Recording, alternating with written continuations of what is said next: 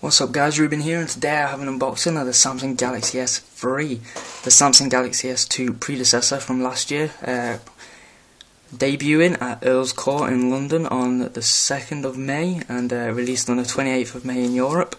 This device is a beast, and it's definitely got a lot of positives about it, and also some negatives which one may consider, like the pen-tower display and the general design of the product, which we will go into in a minute. This video is about my unboxing and my first impressions. So yeah, that's basically it. This is the most popular phone in the UK, and it's only been released a week ever, so that's pretty impressive. And you can get it for as cheap as £28, free on contract with Talk Mobile. You get 100 MB of data, 100 minutes and 100 texts. And then for £31 you can go to Vodafone for unlimited text and 500 minutes and 500 megabytes. So it's definitely an expensive device, high end. So we're going to do an unboxing today for you. This is the general packaging, very simple, and I'm liking it a lot. Very different to the Galaxy S2 packaging, which if you look at my unboxing was black. They've gone with a white. This is the white colour. Pebble blue is not available yet. It's delayed. This is the international version or the European version, so it's sporting a Exynos quad-core CPU with 1 GB of RAM. I've just mentioned that because the Galaxy S3 being released in America around the 22nd of June will feature a dual-core Snapdragon S4 processor with 2 GB of RAM. So this is the more powerful one may consider. So let's go with our unboxing. As you can see, the information on the back here. I'm obviously going to go through the specs in a minute, but you know yourself what you're generally looking at. And this is the first time I'm actually seeing the device in person. And opening it, so I'll just get opening here very nicely. I'm just going to cut myself. Okay, so are we ready for this? Let's do this. Wow. Okay.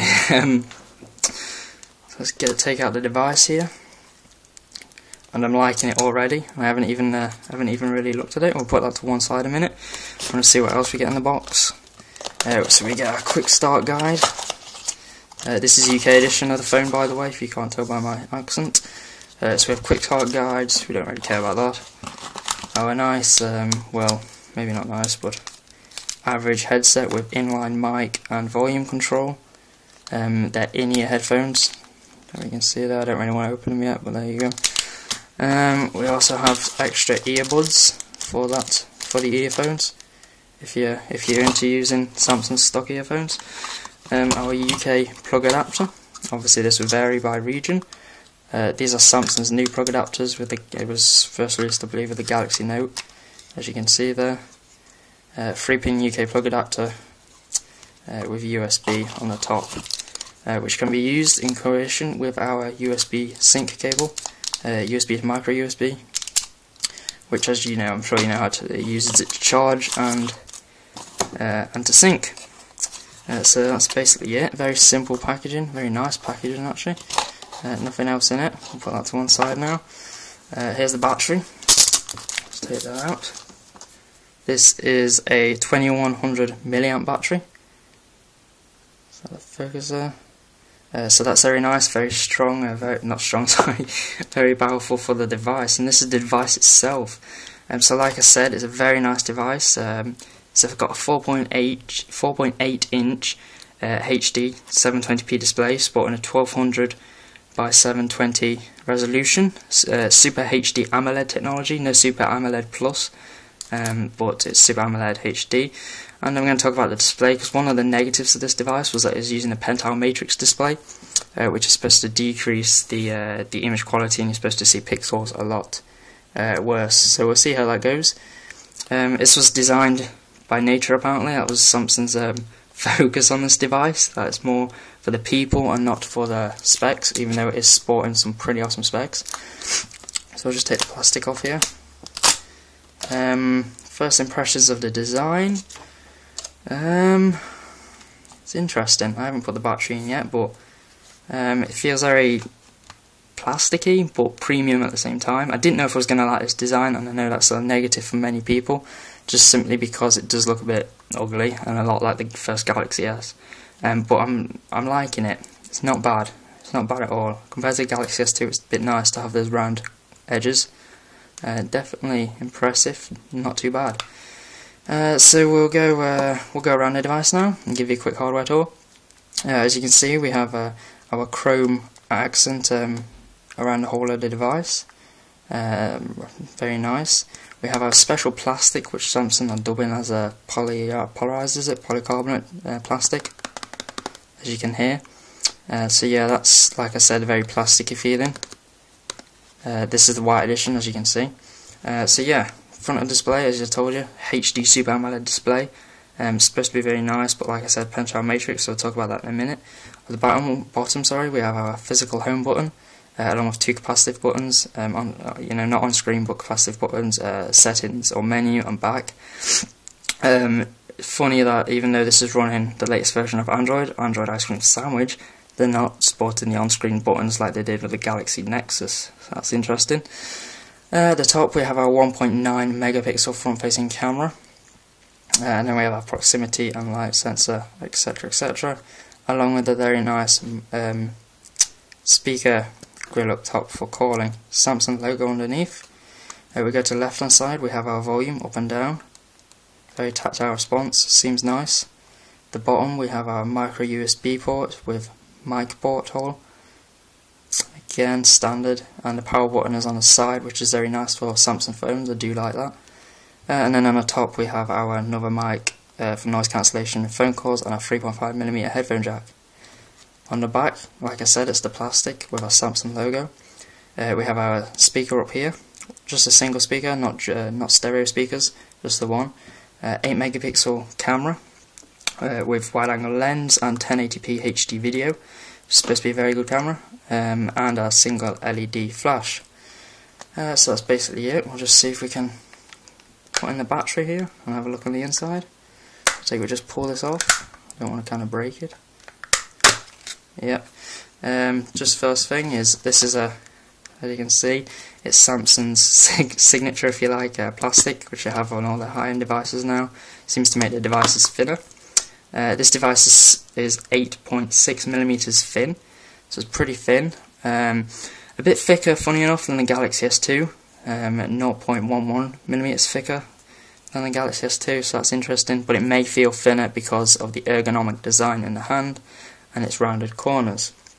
So yep, here we are, here's inside of the device. As you can see, we have a micro SD card slot here. No micro SD card included, which is a bit of a shame, but oh well. I suppose when they do include them, it's only 2 gig anyway or whatever, and you're not really going to use it. Then we have our micro SIM, that is worth noting, micro SIM. It's not a normal size SIM card slot, just a micro SIM. Then we have obviously our battery port here. So yeah, as you can see, it's white on the inside, which I'm liking a lot. So we'll just put this 2100 mAh battery in. Battery takes up a fair amount of the phone, and we'll just see if we can get this back cover on. So yeah, fairly easy to get on, just like the Galaxy S2, and as you can see, it's pretty thin. It's about, is it 133 grams? Which is actually not too heavy, very nice in the hand, especially for the screen size you're getting, 4.8 inches. So let's power this on and see how long this takes to get on. Like I said, it's sporting a 1GB of RAM, a 1.4 GHz quad-core CPU, Exynos processor, so it's going to be very powerful. As well as Wi-Fi BGN, Android 4.0, and Bluetooth 3.0, I believe, as well. So as you can see, we have our Samsung startup feature here. I've never had this on the device, so this is new to me.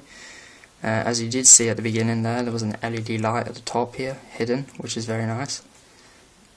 And there are the buttons. So we'll just carry on here.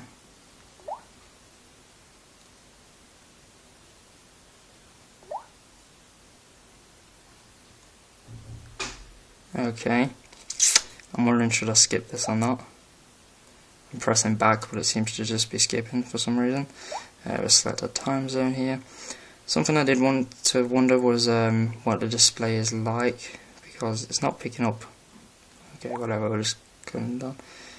On the Samsung Galaxy Note, the display was slightly pixelated, and I'm not a particularly big fan of that display. I much prefer my Galaxy S2 display.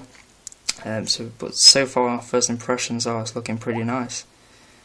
So like I said, we'll just skip all this and we'll get into the phone itself.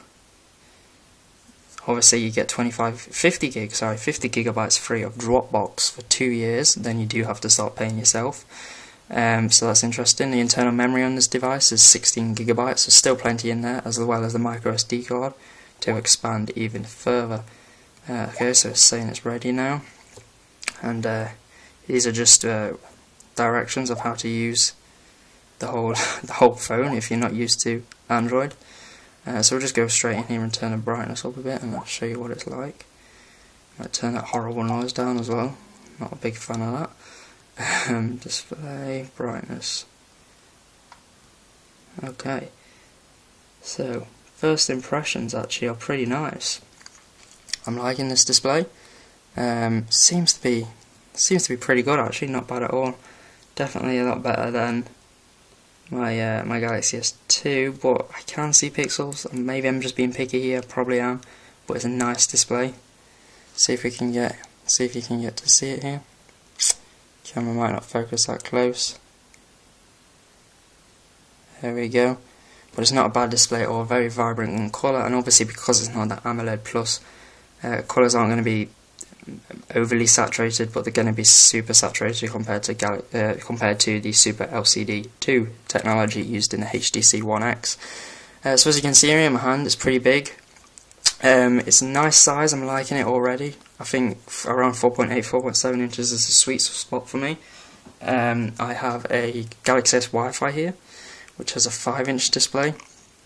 And you can see there's not much difference in screen size there. But obviously in portfolio of the device, in width and in weight, there's a huge difference.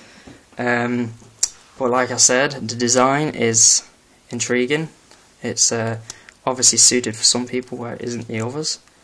It's definitely ergonomic, and I'm liking the design, guys. I know you may not like the design, but just give it a chance. Go to your local shop. I know, ask them to take it out behind the counter and just feel it, because it does feel nice in the hand. The display seems to be alright at the beginning, and it also seems to be very fast and speedy actually, especially to say we just started up booting. So yeah, we're just going to settings here and I'll show you about the device. It's running Android 4.0.4, so the latest Android build.